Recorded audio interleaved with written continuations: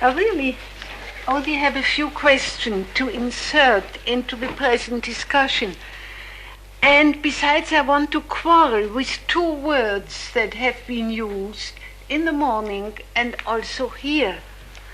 One of these is the word concrete for the thinking of the obsessional in the sense in which Dr. Michaels queried it now. It seemed to me that this word was used not in the way it's not in the right way, but to imply what we would call abstract thinking divorced from emotion. Because what the compulsive child or adult tries to bring about is a train of thought from which emotion is excluded altogether. It's the absence of affect and not the concreteness. And that is why the ideal of such a highly obsessional individual is the computer, who can think without feeling. And I suppose all of you have had patients who had this computer ideal. I had one where this played a great part, and he tried to train his mind to function as a computer and tried in all sorts of ways to really castigate his body and torture his body so as to exclude the body from the mind. This division of mind and body, or rather of emotion and thought content, seemed to him the highest ideal, which is of course a form of isolation, but it goes much further than the usual mechanism of isolation. The other word is the word control, and the people from the clinic know that I have always some quarrel with that word, because it's very widely used now, but it seems to me on the point where it's begin to swallow up defense.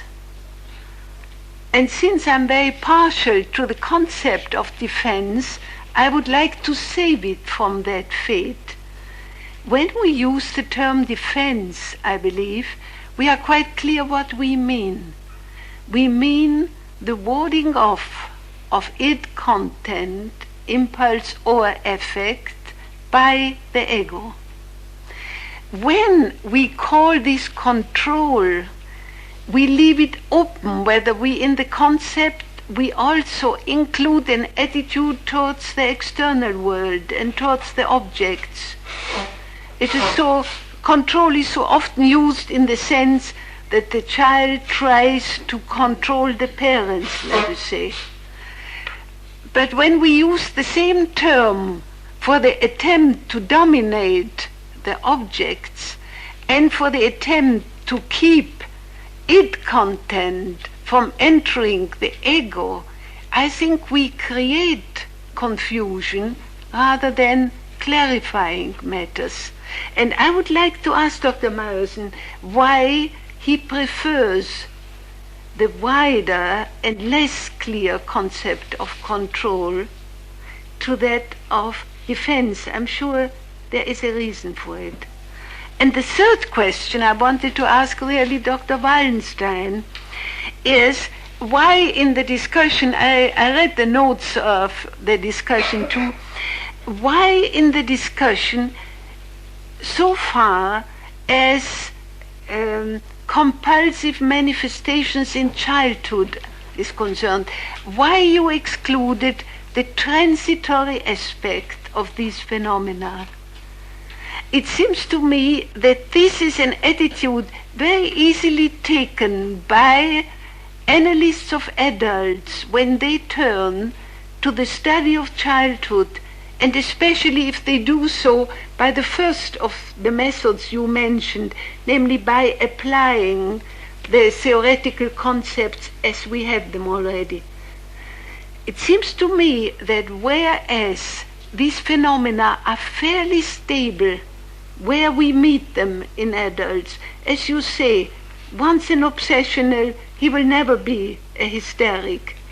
That this does not apply in the same way to children, where in one phase, and you find that in Dr. Naira's description very clearly, where in one phase you get a profusion almost of obsessional styles, as you call it now, of obsessional modes of warding off content, and to your surprise you get simultaneously or a little later or a little earlier hysterical ones or others, or real somatization.